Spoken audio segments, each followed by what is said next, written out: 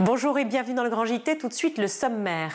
Près de 20 000 enfants et adolescents révèlent un sentiment d'inégalité et d'exclusion sociale. C'est le dernier rapport de l'UNICEF France en cette journée des droits de l'enfant. On en parle dans quelques instants. Les jeunes de banlieue mangent-ils les enfants? Le politologue Thomas Guénolé revient sur les mythes qui touchent les habitants des quartiers. Il sera avec nous en seconde partie d'émission. Mais tout de suite, on fait un point sur l'actualité d'éducation du jour avec Adrien Fontenot.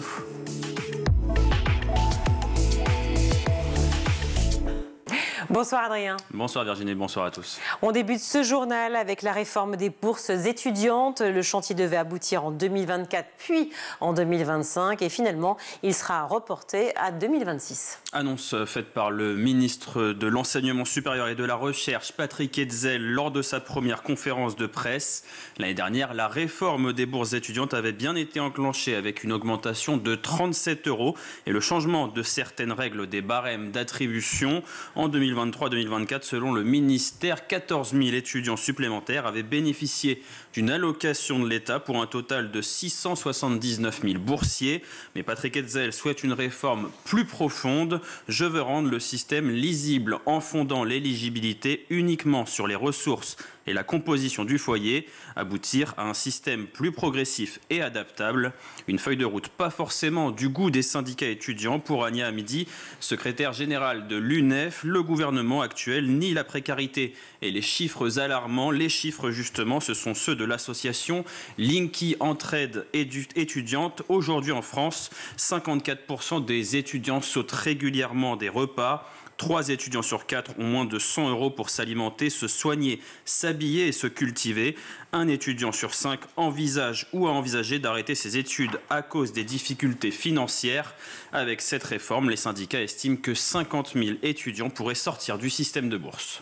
On reste avec les étudiants. La députée insoumise Rima Hassan devait tenir plusieurs conférences sur le conflit israélo-palestinien, mais celles-ci n'auront pas lieu. La première décision est tombée hier et elle revient au nouveau directeur de Sciences Po Paris, un choix contesté par la députée européenne de la France insoumise. Louise Vassy vient d'interdire la conférence que je devais assurer vendredi 22 novembre. Motif avancé, risque de trouble à l'ordre public. Cette censure des voix qui dénoncent le génocide en cours est insupportable. Nous déposons dès aujourd'hui un référé liberté. Même chose ce mercredi.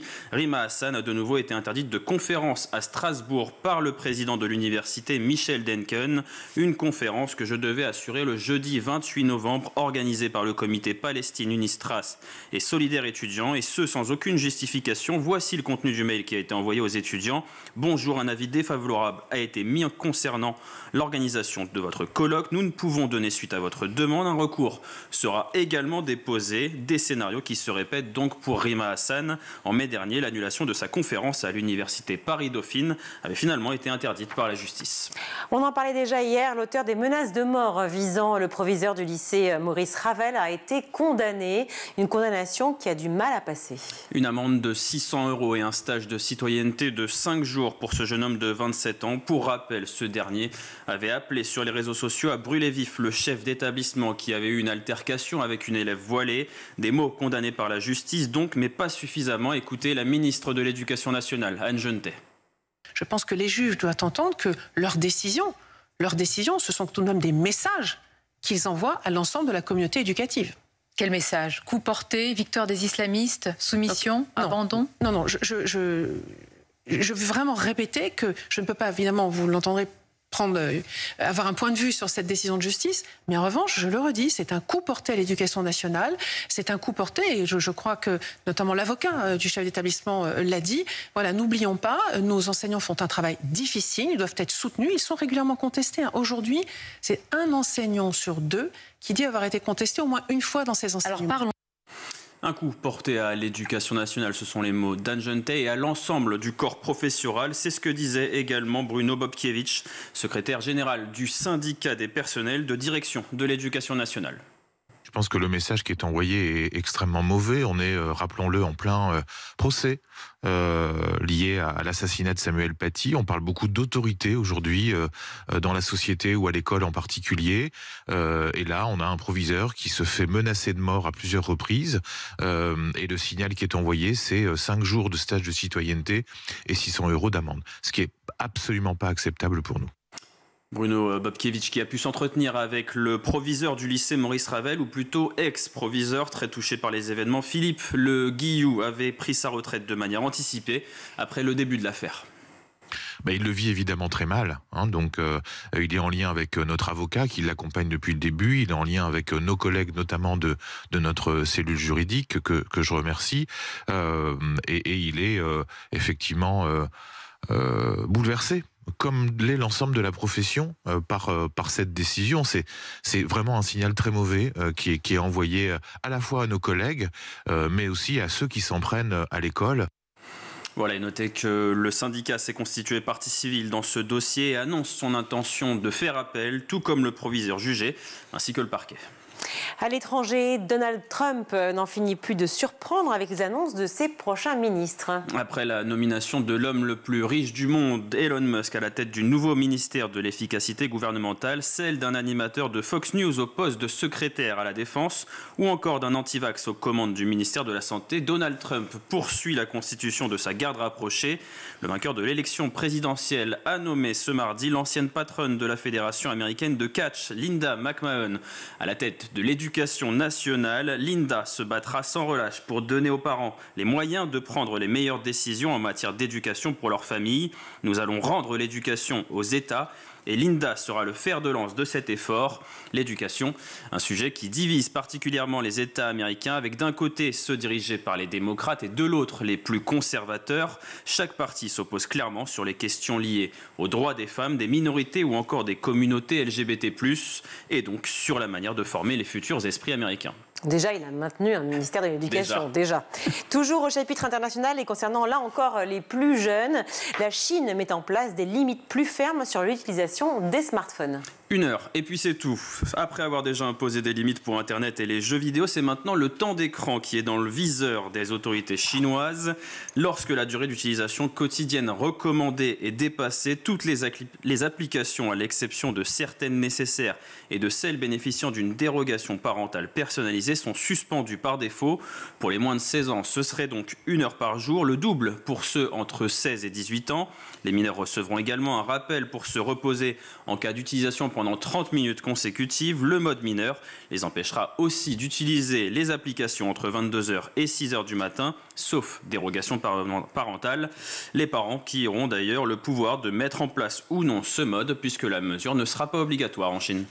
Un mot de culture qui dit mercredi dit cinéma, et aujourd'hui c'est un film sur le handicap à l'école. Le Panache, c'est la nouvelle comédie dramatique portée par José Garcia, prof de français, et Joachim Arseguel qui interprète Colin, un collégien de 14 ans, bègue, qui va devoir affronter ses peurs pour sortir de l'isolement.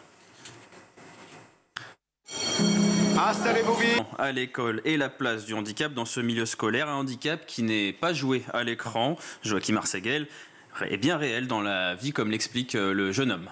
C'était avant tout une grande préparation mentale parce que j'ai pris du temps à accepter mon bégaiement à moi avant de jouer le personnage, et avec beaucoup de séances d'orthophonie et aussi beaucoup de coaching d'acteurs. Et ce film donc vous a aidé peut-être à mieux maîtriser aujourd'hui, à mieux vous accepter, à mieux maîtriser ce bégaiement ? Pas forcément mieux le maîtriser ni le diluer, mais à mieux l'accepter. Bien sûr que oui, ça a été un énorme pas, sachant que j'étais déjà plutôt fier de moi dans l'acceptation de mon bégaiement. Ça m'a amené dans une autre dimension d'acceptation de mon bégaiement.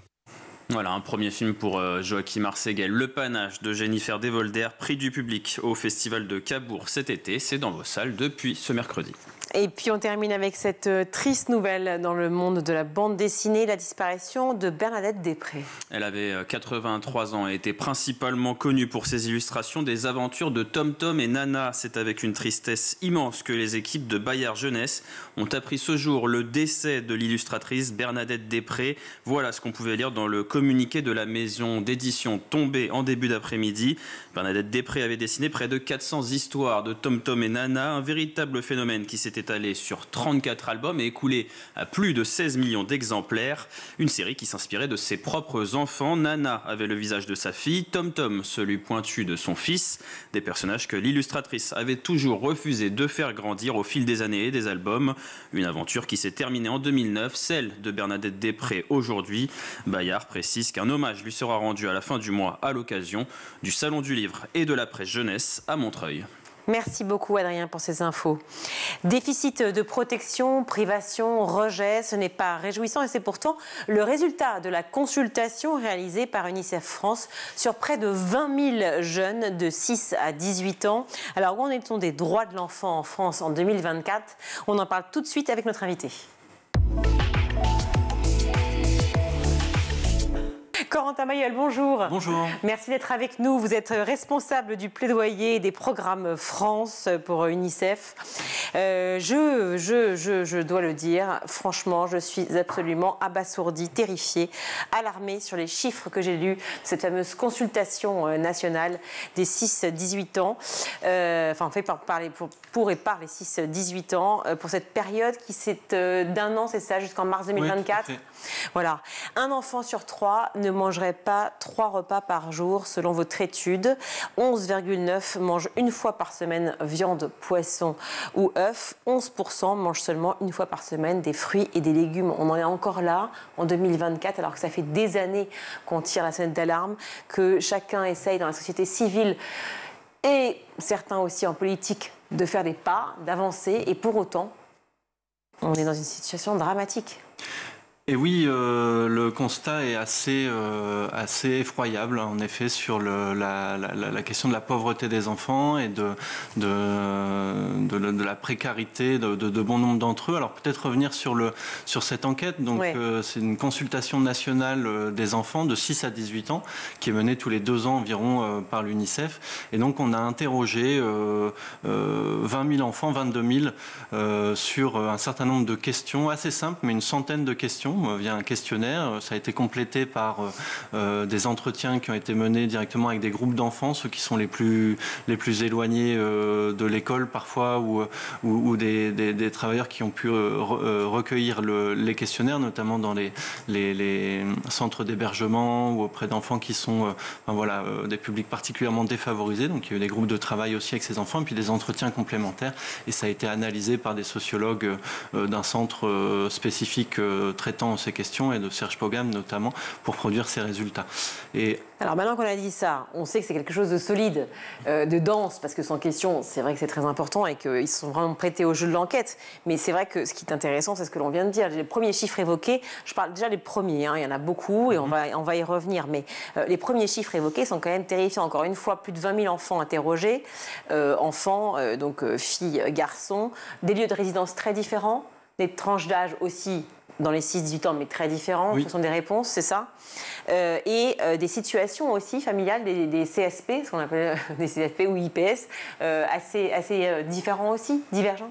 Oui, tout à fait. Donc c'est un échantillon qui est relativement représentatif, puisque 20 000 enfants, c'est suffisamment solide, ce qui permet d'avoir une finesse dans l'analyse ensuite entre des enfants qui vivent en quartier prioritaire politique de la ville, des enfants qui vivent en famille monoparentale, qui sont aussi, pour ces 2 catégories, particulièrement exposés à la pauvreté. Et en effet, on a sur la question de la situation de privation matérielle, environ 16% des enfants qui sont en situation de privation matérielle.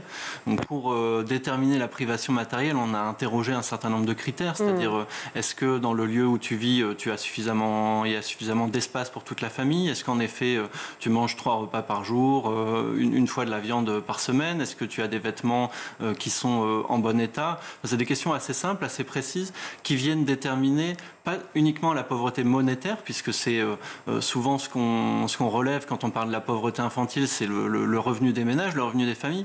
Non, là, on parle plutôt de la pauvreté multidimensionnelle, c'est-à-dire la pauvreté en conditions de vie. C'est l'approche UNICEF internationale, qui est maintenant reprise par beaucoup d'États également, mais qui permet de prendre en compte l'ensemble des dimensions de la privation Et là, dans le cadre de cette enquête, on est allé même un peu plus loin pour tenter de prendre en compte l'ensemble des dimensions de l'exclusion, qui inclut aussi et la privation matérielle que je viens de décrire, et le déficit de protection, et le rejet social, qui sont 3 dimensions combinées et qui permettent d'affiner l'analyse sur les enfants qui sont en situation d'exclusion et dont les enfants qui sont en situation de privation matérielle. Le chiffre le plus important d'ailleurs concernant les privations des enfants concerne celle des activités sportives et culturelles avec plus de 60% et de 40% des réponses les concernant. Est-ce que les politiques développées par exemple le passe-sport ou le passe-culture finalement ont été inefficaces?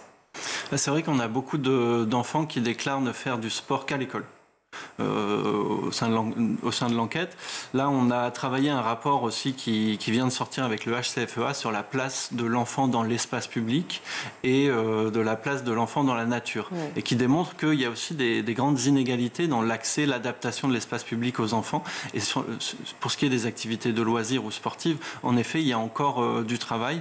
Alors, il y a eu, dans le cadre du Pacte des solidarités, qui est la stratégie du gouvernement sur la lutte contre la pauvreté, un axe enfance avec au sein de cet axe une mesure pour les passes colo avec un financement d'une partie notamment pour les vacances des enfants des familles les plus modestes. Alors ça, ce sont des leviers qui contribuent à l'accès aux loisirs, à l'accès aux vacances des enfants, mais qui sont encore aujourd'hui insuffisamment producteurs d'effets, en effet. Oui, parce qu'il faut le redire, effectivement, quand on est privé d'activités sportives ou culturelles en dehors du cadre de l'école, eh bien, c'est ce dont vous parliez qui est très important, qui est cette pauvreté qui mène à cela, mais surtout cette exclusion sociale. C'est-à-dire l'idée aussi d'être pas en capacité d'apprentissage, pas en capacité de socialisation, et donc dans une forme de reclus. Oui, tout à fait, une forme de rejet. En tout cas, c'est 11% des enfants interrogés parmi les 20 000 qui estiment faire l'expérience du rejet social. Ce dont on se rend compte aussi, c'est que lorsqu'on est en situation de privation matérielle, on a 2,5 fois plus de risques de connaître le rejet social.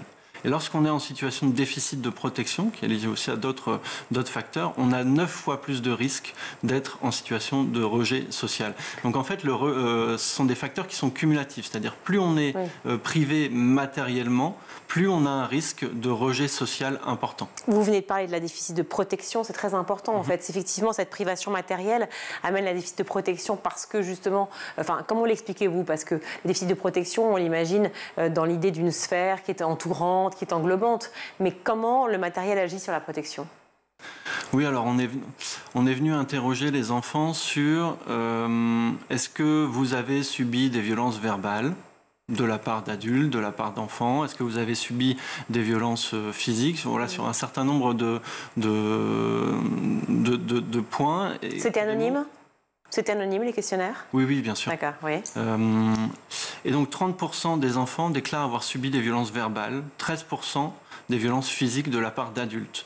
Donc bon, ça rejoint des chiffres qui sont maintenant assez connus et qui démontrent, et notamment depuis ces dernières années, un nombre plus conséquent de signalements, un nombre plus conséquent d'enfants en situation de danger, dans le contexte familial, ailleurs également, dans d'autres contextes, et qui doivent nous questionner sur la façon dont on prend en compte ces signalements,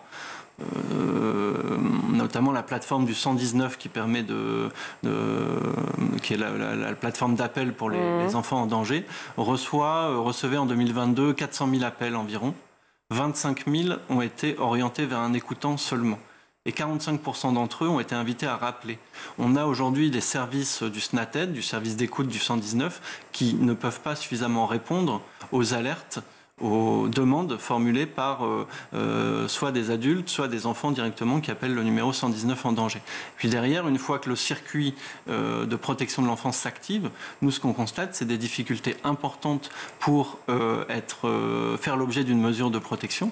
On sait qu'aujourd'hui, en France, quand on est confié, parce qu'on est en danger par le juge des enfants à l'aide sociale à l'enfance, on a 3000 enfants, plus de 3000 enfants, qui restent sans protection. C'est-à-dire la décision du juge des enfants n'est pas exécutée par le conseil départemental qui est chargé de mettre en œuvre la protection de l'enfant. On parle évidemment de ces privations, de ces manques en fait, de ces privations matérielles qui amènent des manques forcément, à la fois sur le plan, eh bien, on l'a dit, de ces enfants qui mangent pas forcément 3 repas par jour, donc sur le plan alimentaire, sur le plan artistique, culturel, sportif, bien entendu, sur le plan de la protection. On se pose la question de l'impact, ou en tout cas de la place centrale de l'école dans cette situation-là. Est-ce que justement la privation d'accès à la connaissance, du coup, donne une importance d'autant plus importante, plus grande à l'école ? Oui, tout à fait. D'autres points qui ont été interrogés dans la consultation, c'est est-ce qu'on a accès à un livre à la maison, est-ce qu'on lit régulièrement, etc. Sur l'accès au savoir, il y a un certain nombre de questions qui démontrent là aussi des différences entre les différentes typologies de lieux de vie, etc., qui sont saillantes, notamment dans les QPV. Alors l'école, dans l'idéal républicain, doit jouer son rôle de lisser l'ensemble des inégalités scolaires et pas des inégalités sociales, et de ne pas les favoriser. Et en effet, c'est un levier qui doit être puissant pour gommer les inégalités sociales.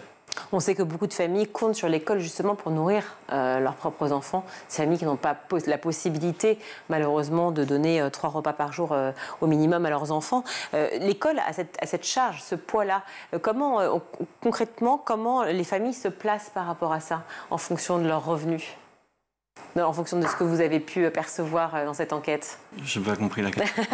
comment les parents, et je sais que ce sont les enfants qui ont répondu, oui. Mais je veux dire, par le biais des enfants, comment les parents se placent dans cette nécessité de pouvoir pallier justement les déficits de la société au sein de l'école ? Alors ça, c'est pas un élément qui a été interrogé dans la consultation. En revanche, on interroge les enfants sur le fait d'avoir la possibilité d'être appuyé par ses parents pour faire ses devoirs, par exemple. J'ai plus le chiffre en tête, mais on a là aussi des différences assez importantes entre les âges et entre les différents lieux de vie.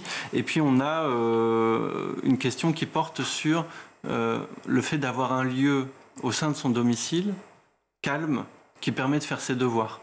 Et ça, c'est un élément qui est assez important sur la privation matérielle, puisqu'on a aujourd'hui des enfants. Alors, par exemple, les enfants qui vivent dans l'hébergement d'urgence ou les hôtels, ils sont 40 000 aujourd'hui en France. C'est l'un des enjeux majeurs, c'est de ne pas avoir d'espace pour pouvoir, au calme, faire ses devoirs.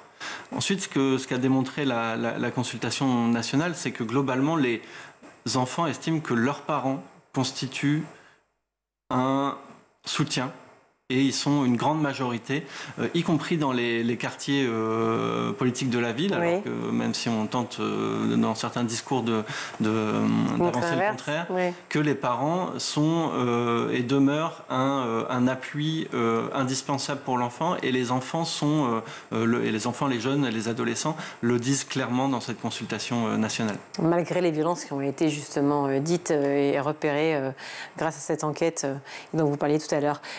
Il est question du renforcement de l'éducation aux droits de l'enfant dans les établissements scolaires. On parlait d'EMC, éducation morale et civique, justement. Est-ce que lors de ces cours, ça doit être abordé dans le développement des cours d'EMC, cette situation de précarité et d'exclusion ? Alors, d'abord, c'est l'ensemble des droits de l'enfant qui doivent être abordés. Ouais. On a de nombreux enfants qui connaissent pas la Convention des droits de l'enfant, qui connaissent pas la CIDE, ou sont incapables de citer des articles de la CIDE. Donc là, il y a des évolutions nécessaires. Les programmes de EMC ont été évolués récemment. Bon, nous, on avait contribué, on a été auditionné par le comité de...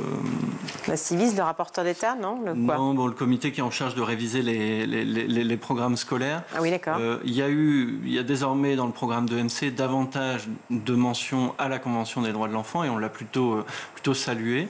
On a aussi davantage de mentions à la connaissance des institutions. Ça, c'est aussi un aspect important qu'on a apporté, c'est-à-dire que la façon dont les enfants doivent être en mesure de connaître les institutions publiques pour pouvoir mieux être en mesure d'être informés sur ces institutions, sur le fonctionnement de la démocratie et sur la façon dont ils peuvent y contribuer et dont on écoute leur voix et qu'on prend en compte leur opinion. Vous lancez un observatoire des droits de l'enfant. répond donc à ce besoin crucial justement d'information et de données sur l'enfance.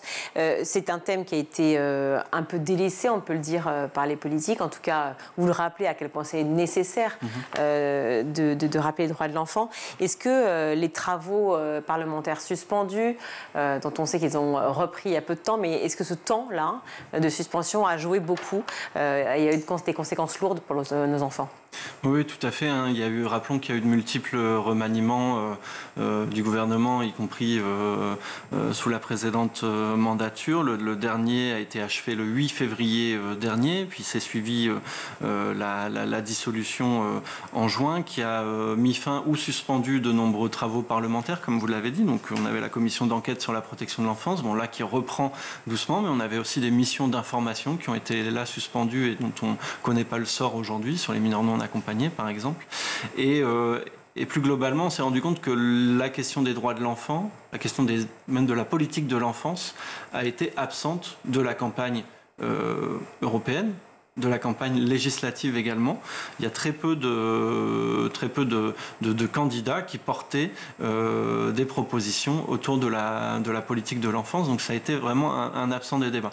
Donc au-delà du fait que ça nuit en effet évidemment à la continuité de l'action publique, les stratégies gouvernementales, les ambitions portées dans les stratégies pluriannuelles, les missions d'information, les travaux entre États et départements, tout ça a été relativement suspendu au niveau politique et donc évidemment, ça compromet l'ensemble de la gouvernance de l'enfance et de la politique publique de l'enfance. Et est-ce que ça impute aussi sur le moral, impute le moral des jeunes? Parce que, vous le redites dans cette étude, cela révèle que l'école est un espace de désillusion aussi pour les jeunes. Mais il y a l'école, mais il y a aussi en dehors de l'école. Donc en fait, on a l'impression que les jeunes, et on le sait dans d'autres enquêtes, peut-être pas forcément les vôtres, mais on le sait que le moral des jeunes est au plus bas. Les situations sont absolument dramatiques. Est-ce que vous avez un chiffre là-dessus, en tout cas assez parlant, ou en tout cas un repère? Oui, les enfants, en fait, vont assez mal. En France, ils vont de plus en plus mal depuis la crise Covid. On a 1,6 million d'enfants et d'adolescents qui souffrent de troubles psychiques en France. On a environ 800 000 enfants qui bénéficient de soins en pédopsychiatrie. On sait qu'il y a eu depuis 2016 plus 60% de passages aux urgences pour troubles psychiques chez les moins de 18 ans. Le suicide, c'est la deuxième cause de décès chez les 15-19 ans. Bon, voilà, tout ça, c'est des chiffres qui sont assez alarmants. Et puis en face, on a une réponse publique qui est relativement insuffisante. C'est-à-dire qu'on a 18 mois de délai moyen d'attente avant d'obtenir un rendez-vous dans un centre médico-psychologique. On a 700 pédopsychiatres uniquement contre plus de 15 000 psychiatres pour adultes. Donc voilà, en fait, en termes d'accès aux soins de santé mentale, on a encore de larges progrès à réaliser. En effet, la question de la santé mentale des enfants, c'est un vrai enjeu. La question de la santé mentale des jeunes également. Donc là, on a bon espoir avec la grande cause nationale santé mentale, qui n'est pas orientée spécifiquement sur les enfants, mais qui devrait évidemment l'inclure. On a eu les assises de la santé cette année, où un axe était dédié à la question des enfants, qui était un peu timide, mais qui a permis quand même quelques mesures annoncées.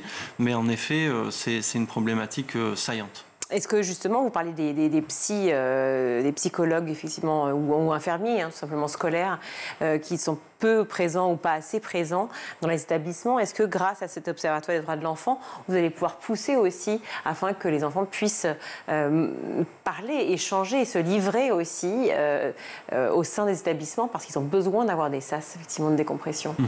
Oui, en effet, en France, on a un médecin scolaire pour 16 000 élèves. C'est largement insuffisant. Donc là, dans le cadre des assises, on a une annonce sur l'exercice mixte de la médecine qui permet à certains médecins libéraux d'exercer aussi en médecine scolaire pour les inciter à davantage renflouer les rangs des médecins scolaires. Mais c'est une vraie problématique. Sur la question de l'observatoire, il vise à actualiser régulièrement l'ensemble des données existantes, ou en tout cas les plus importantes selon nous, sur la question des droits de l'enfant. Aujourd'hui, on avait des données qui étaient réparties entre différentes autorités publiques, avec une absence de cohérence entre l'ensemble de dans l'ensemble de ces données qui les rendaient pas assez visibles. Donc là, ça nous permet de pointer du doigt justement toutes les failles du système. L'idée, c'est en effet d'avoir un observatoire avec des données à jour, sourcées, expliquées, et qui permettent d'avoir une photographie régulière de l'état de la réalisation des droits de l'enfant en France sur une page d'été. Merci beaucoup Corentin Bailleul d'être venu sur le plateau du Grand JT. Je vous rappelle que vous êtes responsable du plaidoyer et des programmes France pour UNICEF. Merci beaucoup. Merci à vous. On va marquer une courte pause et puis on se retrouve bien sûr dans quelques instants.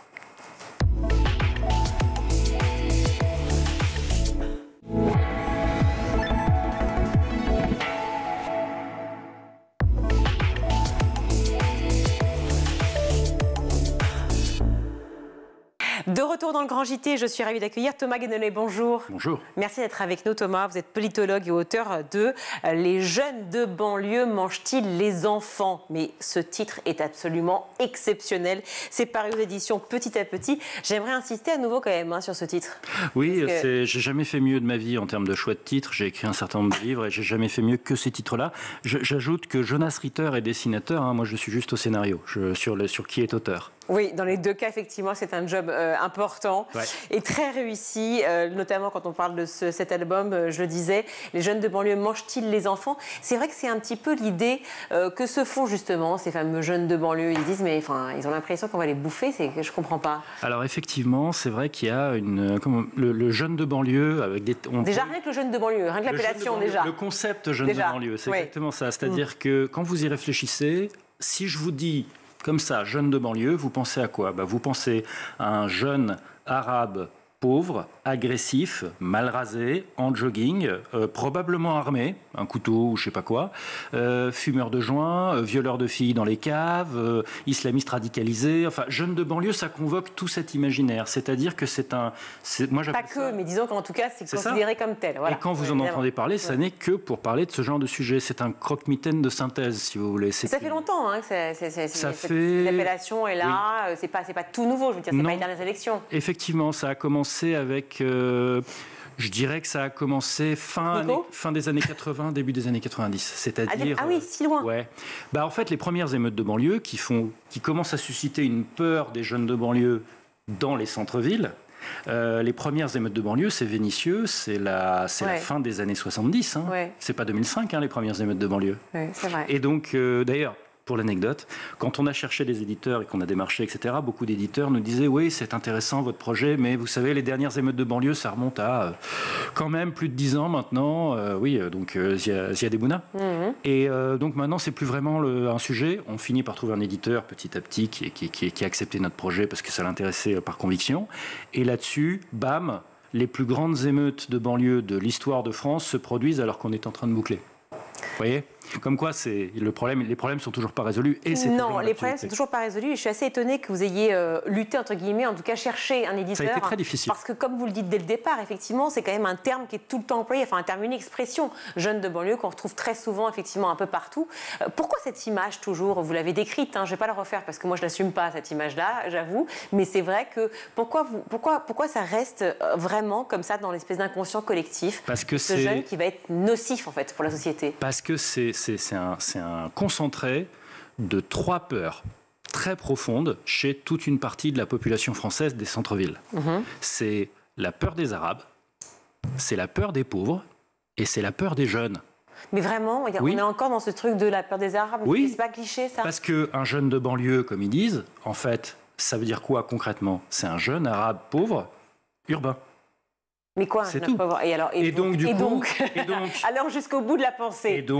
Et donc, c'est une synthèse du fait que un certain nombre de Français dans les centres-villes, ils ont peur des jeunes qu'ils vont considérer comme étant des sauvages, des gens qui n'ont plus aucune éducation, qui veulent pas travailler, etc., qui menacent finalement l'ordre établi. Parce que ça, c'est un vieux truc entre les vieux et les jeunes. Les jeunes sont des bons à rien depuis la nuit des temps. Source, les vieux. voyez ce que je veux dire ?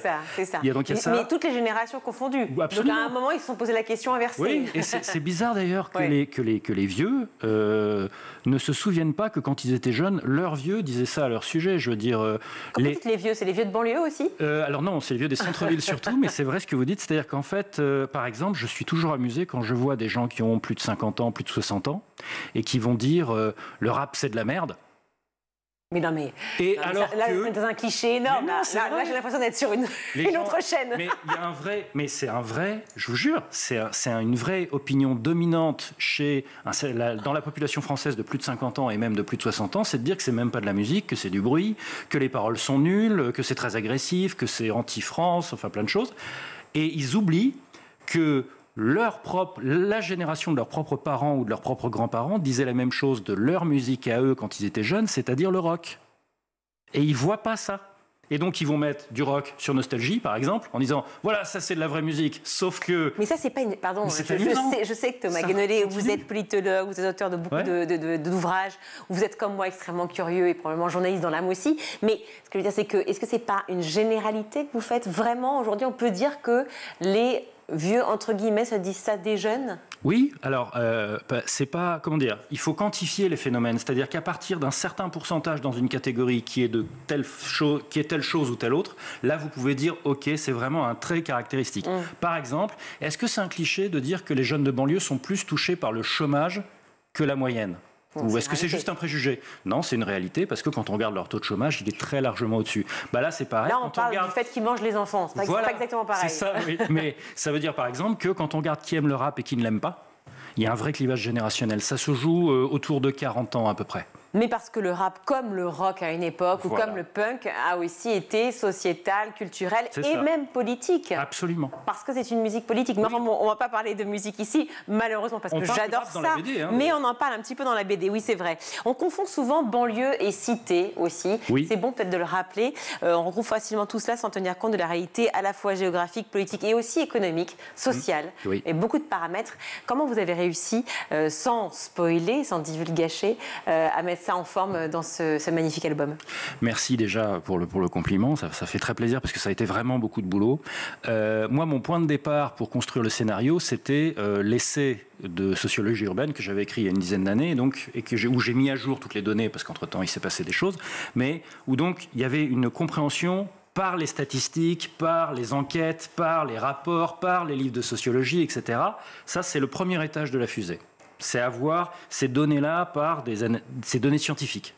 Le deuxième étage de la fusée, c'est le fait que j'y vive. Moi, je vis en banlieue. J'y vis depuis quelques années maintenant. Je vis dans ma BD. Vous êtes un jeune de banlieue encore? Non, mais ma fille l'est. Ma fille, techniquement, c'est une jeune de banlieue, effectivement. D'accord. Et donc, elle ne mange pas les enfants? Elle ne mange pas les enfants. Non. Mais vous voyez, donc c'est le deuxième étage de la fusée, c'est simplement que j'y vis. Et donc, par moment, mon dessinateur me dit, qui lui n'y vit pas, m'a dit, écoute, tu veux quoi? Tu imagines comment le décor de telle scène, etc. Et moi, ce que je faisais, c'est que je sortais dans mon quartier, à 3 rues de chez moi, et le décor, je l'avais. Parce que ça correspondait à la réalité dont je veux parler, puisque le quartier où je vis est un quartier prioritaire de la ville. Parce que de QPV, à une époque, on disait une ZUS ou une ZEP. Ou ce que vous voulez, voilà. Et donc, ça, c'est le deuxième étage de la fusée. Et puis, le troisième étage, c'était la réflexion artistique pour pas faire un truc. Nous, on voulait surtout pas faire ce genre de BD où, finalement, en fait, c'est chiant. C'est-à-dire que soit les personnages se donnent des cours les uns aux autres, pour leur expliquer des trucs, soit ils donnent un cours au lecteur. Nous, on a décidé, une BD, c'est là pour raconter une histoire.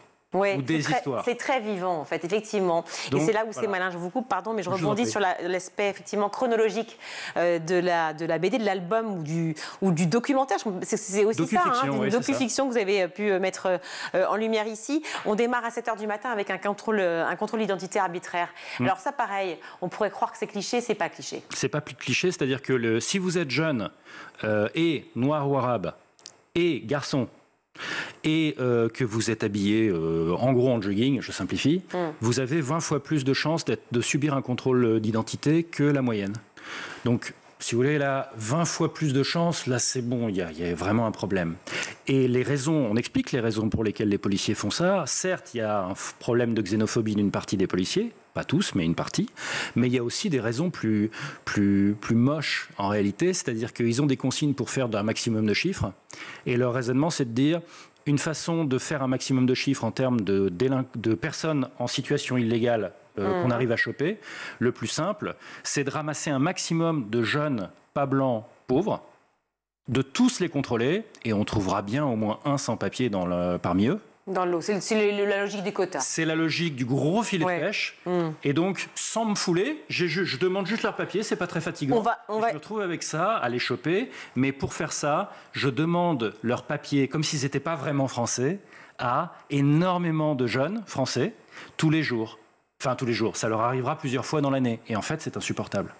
On ne tape pas sur les flics en général dans l'émission, c'est pas le propos, mais c'est vrai que l'idée, effectivement, de cette perception des jeunes de banlieue, et pas que des jeunes d'ailleurs, des gens de banlieue en général, on peut le dire, là vous êtes focalisé sur les jeunes, mais c'est vrai que c'est ça. Vous continuez cette épopée quotidienne par l'insécurité à la une, et ça on est un peu responsable aussi, nous les médias, et on peut le dire clairement, à la fois expert dans l'éducation en politique, je rappelle que vous êtes politologue, cher Thomas Guénolé, mais aussi nos médias. Est-ce que c'est aussi ça, cette image qui est constamment montrée en permanence, voilà, du jeune délinquant qui n'a pas réussi, ou alors, tout d'un coup, fait miraculeux, il était en ZEP et il a fait une carrière brillante? Regardez les films. Parce que ça aussi, c'est un cliché. Regardez les films. Le film français standard sur les jeunes de banlieue, c'est un film dans lequel il y a un jeune de banlieue qui va passer son arc narratif, son arc de progression du personnage, c'est qu'il hésite entre la délinquance et bien travailler pour ensuite être reconnu comme talentueux par, en gros, la bourgeoisie. Et il y a un bourgeois qui va le repérer ou la repérer comme étant talentueux, talentueuse, le prendre sous son aile en tant que mentor, le rééduquer, il n'y a pas d'autre mot, c'est le scénario d'Intouchable. Hein. Exactement. Et à la fin, cette personne va être apte à s'insérer dans la bourgeoisie. Alors, le rééduquer, je ne sais pas si c'est vraiment le scénario, mais en tout cas, c'est peut-être pris comme ça. En tout cas, c'est pris comme ça, parce que finalement, c'est peut-être aussi, quelque part, lui aussi, en fauteuil roulant, qui est rééduqué. Oui, mais il faut voir sur quoi, c'est-à-dire sur le fait de bien engueuler sa fille de mémoire. C'est ça qui lui apprend dans l'autre sens. En tout cas, c'est le transfuge de classe qu'on adore effectivement en France et que vous racontez à travers cette idée-là. L'insécurité à la une, je disais, le poids des préjugés, bien entendu, mais ça c'est tout au long du livre. Le fameux petit café au comptoir, quand on arrive, on n'est pas forcément toujours bien perçu, puis d'un coup, il faut payer avant de l'avoir bu. C'est bizarre. Oui, alors c'est vrai que ça existe. Après, comment dire, les questions de la scène du PMU, si c'est ça que vous évoquez, pour moi, la scène du PMU était l'occasion en réalité de revenir sur les chaînes d'opinion qui peuvent répéter en boucle la même propagande, il n'y a pas d'autre mot, vis-à-vis des jeunes de banlieue, et on perd complètement de vue, à force d'être dans son trip, on perd complètement de vue qu'on est en train de parler d'êtres humains qui se prennent cette violence symbolique dans la gueule, pardon de le dire comme ça, tous les jours en fait, tous les jours. C'est-à-dire que si vous vivez en banlieue, moi j'y vis, vous vivez en banlieue, la façon dont on parle de vous dans les centres-villes est extrêmement violente à entendre. C'est-à-dire que c'est quoi exactement ? On est des sauvages ? C'est regardez-moi. C'est un terme politique, ce que vous dites, les sauvages, ne l'oublions pas. Oui, en sauvagement, oui. C'est-à-dire, regardez-moi, moi je suis banlieusard. Donc on se calme. On se calme. La vente de l'appartement, alors ça, non pas que je vais raconter ma vie, mais je l'ai vécu. C'est mon chapitre préféré. Je l'ai vécu, l'ami proche qui en fait n'a pas la tête qu'il faut et qui n'arrive pas à avoir l'appartement et qui, moi, 1 heure après, tente d'avoir l'appartement et qui le décroche. Oui, vous parlez de cette scène-là. Oui, tout à fait. C'est sur la gentrification. Oui. Pardon, c'est peut-être pas. Non, c'est celle-là. Je suis pas sur le bon chapitre. Non, c'est celle-là. Et oui, alors en tant qu'auteur, en tant que scénariste, c'est ma scène préférée parce que c'est celle où j'ai mis le plus d'éléments personnels, puisque moi, ça m'est arrivé, puisque avec ma femme, nous nous sommes installés dans un appartement que nous avons acheté à une famille d'origine maghrébine, qui elle est partie plus loin en allant se déménager en grande couronne pour s'agrandir et en empochant la plus-value de la montée en gamme du quartier, à force qu'il y ait des jeunes Parisiens qui arrivent, qui eux-mêmes sont chassés de Paris par le fait que ça devient délirant les prix à Paris. Sauf que ça, c'est un grand remplacement en fait. C'est le grand remplacement des habitants pauvres, classe intermédiaire, maghrébins, de petite couronne, par des Parisiens jeunes qui, eux, leur prennent leurs appartements en les achetant. Et cette population pauvre ou classe intermédiaire maghrébine, elle, va aller encore plus loin. Donc il y a un grand remplacement, il existe, mais c'est en sens inverse. et je l'ai vécu parce que dans ma Eric, si tu nous entends. Voilà, mais Mais dans ma copro, figurez-vous, quand avec ma femme on est arrivé, il y avait peut-être, quand vous regardiez les noms sur les boîtes aux lettres, les noms à consonance ceci ou cela, il y avait peut-être, il y avait au moins les 2/3 des noms, c'était des noms à consonance maghrébine. À l'heure où je vous parle, c'est 1/3 et il n'y a que 5 ans qui se sont écoulés. Pour un sociologue, c'est un indicateur extrêmement simple d'une gentrification à fond les ballons. C'est en train de se finir à Montreuil et j'entends dire que maintenant ça se passe à Saint-Ouen à fond aussi, qui est censé être populaire et métissé. Mais ça y est, le métissage est en train de s'inverser. Alors en fait tout cela, évidemment, on le voit à chaque fois, hein, c'est à la fois ces clichés, ces idées reçues sur ces jeunes de banlieue, on les perçoit constamment et pourtant on les a dénoncés, alors évidemment nos journalistes, mais aussi beaucoup de gens de la société et puis de la société civile. On parle en gros précarité, violence à l'école, décrochage scolaire, c'est aussi ça cet album, ce n'est pas que montrer les clichés et tenter de les abattre, c'est aussi de montrer que effectivement c'est pas si simple non plus. De montrer les vrais problèmes derrière les clichés, absolument. C'est-à-dire qu'ils ont un problème massif de discrimination à l'embauche. Ça, c'est généralement connu, mais on a tenu à en parler. Mais ils ont aussi, et c'est moins connu, des problèmes de discrimination dans l'accès au logement. On en parlait à l'instant, mais aussi, et ça on n'en parle quasiment jamais pour le coup, de discrimination dans l'accès aux prêts bancaires. Il y a une scène entière qui parle de ça, où selon que vous ayez ou pas la bonne couleur de peau ou le bon, et ça a été mesuré par des enquêtes sociologiques, ce qu'on appelle le testing. Même quand on est blanc, en fait, on a des problèmes avec les banques. Mais ça, oui, mais circonstances aggravantes, à dossier constant, si vous n'avez pas la bonne couleur de peau, si vous n'avez pas un nom avec la bonne consonance qu'il faut, le prêt, vous ne l'aurez pas. Et ça a été documenté, donc ça on en a parlé. Et donc le chômage, les problèmes de ségrégation, ce qu'on appelle la ségrégation scolaire, c'est-à-dire que si vous êtes... Pourquoi moi qui ai plutôt grandi dans un milieu favorisé, pourquoi quand moi j'étais dans les bons de ma classe, on m'a proposé d'aller vers une classe prépa, et pourquoi quand vous êtes bon dans une classe de banlieue, a priori on va vous proposer un bon BTS? Alors, il paraît qu'avec Parcoursup, ça va changer. C'est vrai, il y a des progrès, c'est vrai. Thomas Guenolé, on va garder cette phrase de fin, si vous le voulez bien. Vous poursuivez justement avec la lecture de cet album très réussi. Les jeunes de banlieue mangent-ils les enfants? Je ne vous fais pas la tête qui va avec, mais vraiment, ça me démange. Je ne vous fais pas cet affront. Je vais être mauvaise comédienne, mais voilà. Vraiment, Thomas Guenolé, merci. Auteur, donc avec Jonas Ritter, qui est illustrateur, et Gwen, qui... Alors, c'est Remois, mais sous le pseudonyme en tant qu'auteur, parce qu'on fait la distinction entre être scénariste et être auteur des pages documentaires. Il se dédouble. Oui, voilà, Alain Delon est avec nous. C'est l'éditeur qui tenait à ce qu'on garde Thomas Guenolé. Vous avez raison. Merci beaucoup Thomas, en tout cas, d'être venu sur ce plateau. Tout de suite, on va retrouver le meilleur de School TV avec le Zap. La journée de la femme digitale, ça s'appelait, cette année ça change de nom, ça reste l'acronyme JFD, mais maintenant ça s'appelle Joint Forces and Dare. Vous lancez aussi la promotion 2025 du prix Les Margaret sur le nom Women Rising, AI, à l'intérieur. Quelles sont les ambitions principales quelque part de ce renouveau aussi et de cette nouvelle édition du prix Les Margaret? Vous l'avez rappelé, la JFD, c'était au départ la journée de la femme digitale. C'était il y a 13 ans. Aujourd'hui, on parle moins de digital. Je pense que le tournant du digital, Internet a montré qu'on pouvait transformer, qu'on pouvait acheter des chaussures sur Internet. Moi, je me souviens dans les années 2000, quand je travaillais pour un grand géant de la tech, on nous disait, mais jamais on achètera sur Internet. Ah ouais. Et je crois comme quoi. Et je crois que l'IA va transformer nos sociétés de façon encore plus profonde que ne l'a fait Internet.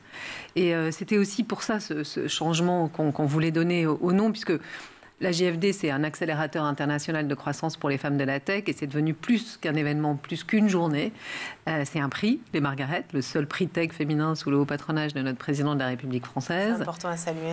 C'est un club, le JFD Club. C'est un réseau d'affaires de haut vol de femmes de la tech, entrepreneurs, intrapreneurs, des médias et qui se regroupent chaque mois au travers des événements, nos JFD Night. Et puis, c'est des études chaque année, puisqu'on remet au ministre du numérique, et cette année, en 2025, du numérique et de l'IA, notre étude qui, pour cette année 2025, sera le premier baromètre européen de l'IA. L'idée, c'est de sensibiliser les parents, et je pense qu'il y en a qui nous écoutent, qui nous voient, sur ce drame qui commence à être un vrai problème de santé publique. Le sommeil des enfants. Le sommeil des enfants.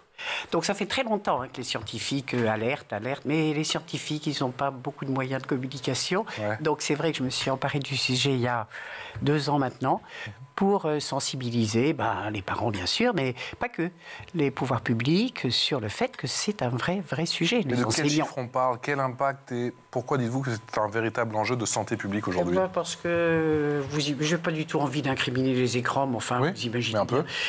Oui, un peu quand même, sur ce plan-là. C'est-à-dire que les enfants passent énormément de temps sur les écrans, les parents sont un peu démunis, il faut bien le dire. Donc le temps de sommeil se rétrécit et les enseignants sont les premiers à dire qu'ils vont arriver en classe le matin des enfants qui sont fatigués, qui s'écoutent sur leur cahier, etc. Donc, on n'en est même plus autant de concentration. Là, on en est tout simplement... on est vraiment sur... Rester éveillé, quoi. Rester réveillé, rester concentré, rester surtout alerté. Donc, ce que j'ai lancé, c'est une campagne, mais pas du tout pour faire peur. C'est au contraire une campagne très positive pour faire rêver sur si vous saviez tout ce qui se passe pendant que vous dormez. Donc, voilà, une petite chanson pour les enfants de maternelle, le dodo. Voilà, donc, et puis là, on va lancer auprès des ados. C'est beaucoup plus compliqué parce que comment vous dire? Les ados, ils ont l'impression que le sommeil, c'est de la perte de temps. Je pense d'ailleurs qu'il y a beaucoup d'adultes qui pensent la même chose. Oui. Voilà, donc c'est de la perte de temps. Donc là, il faut leur redonner envie voilà. Donc on va lancer la Fashion Sleep, qui va être effectivement une espèce de rencontre d'ados qui vont arriver en pyjama et qui vont essayer avec leur doudou, j'espère. La Fashion Sleep, c'est une pyjama party? C'est une espèce de pyjama party qu'on va lancer pour sensibiliser les ados à ce sujet.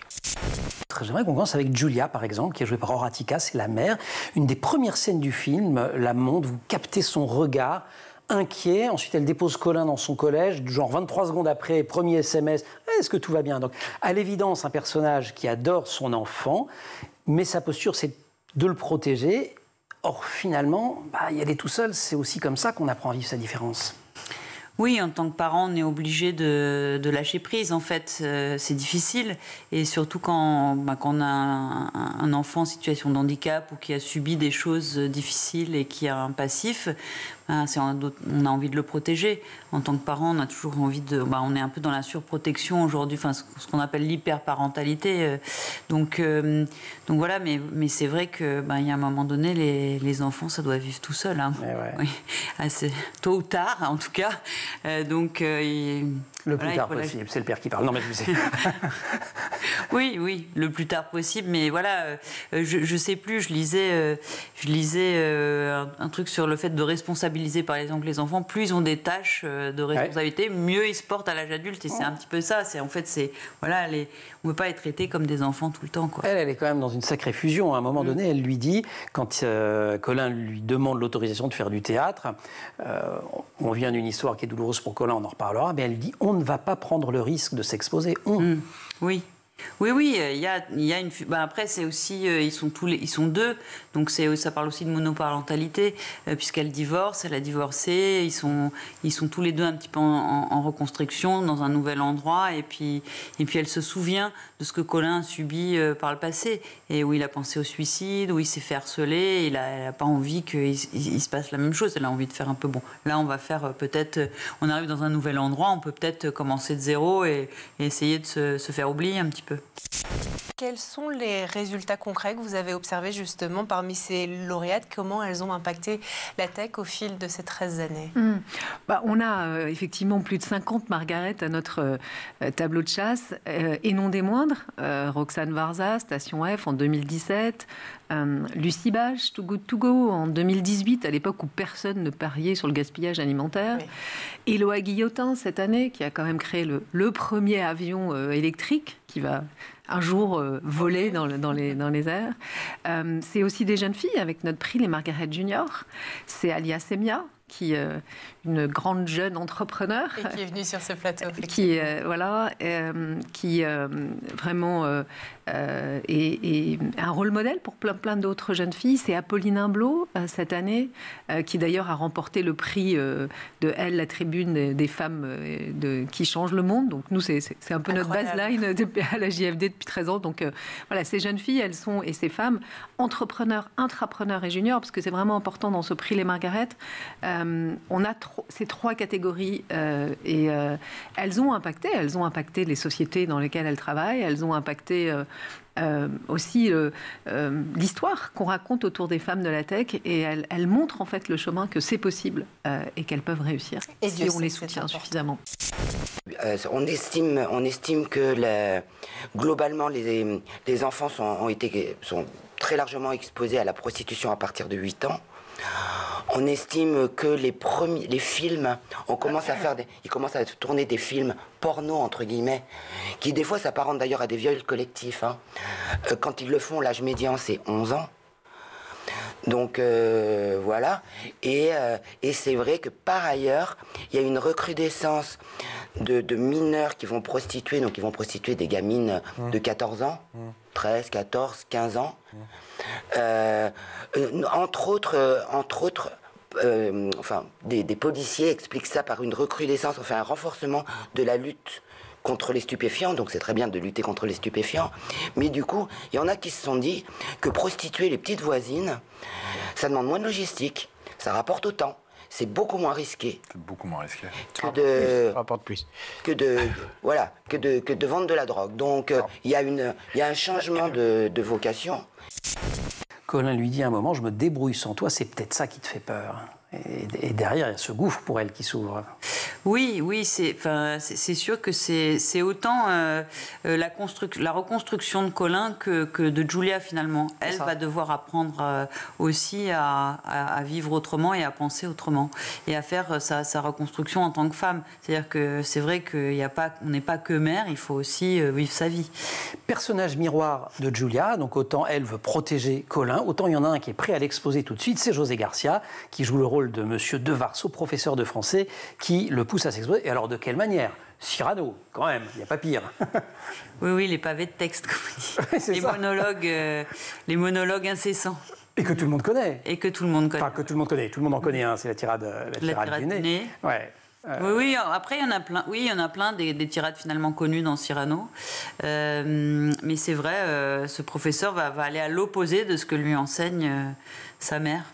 Cyrano, troisième personnage, on va venir à Colin, mais je continue à tourner autour. Personnage à part entière, alors le nez de Cyrano, en fait, dans votre film, c'est l'ensemble de nos complexes. Le bégaiement pour ce qui est de Colin, mais finalement, ça nous renvoie tous à nous. On a tous des complexes, en vrai. Oui, c'est ça. On a tous quelque chose qu'on n'assume pas. On a tous un nez. On a tous un grand nez. Colin est bègue, mais pour d'autres, c'est autre chose. Et puis parfois, c'est des choses qui sont pas forcément même raisonnées. Et donc, c'est vrai qu'on a tous quelque chose qui nous empêche parfois d'être nous-mêmes et de nous affirmer, ça c'est sûr. Voilà pour le ZAP, c'est la fin de ce grand JT. Merci à vous tous de nous avoir suivis. Merci à toute l'équipe qui a préparé cette émission. Aujourd'hui, à la réalisation, c'est Xavier Sanchez. Au son, Thibaut Goury-Lafont. Le maquillage, Laure Eudemont. Laura Girard et Emma Ferré à la rédaction. Merci également à Adrien Fontenot d'avoir été avec nous. Et puis, on vous retrouve, j'imagine, bientôt. Mais on laisse planer le mystère. Toujours le mystère. Exactement. En attendant, on vous souhaite une très bonne soirée. On se retrouve demain.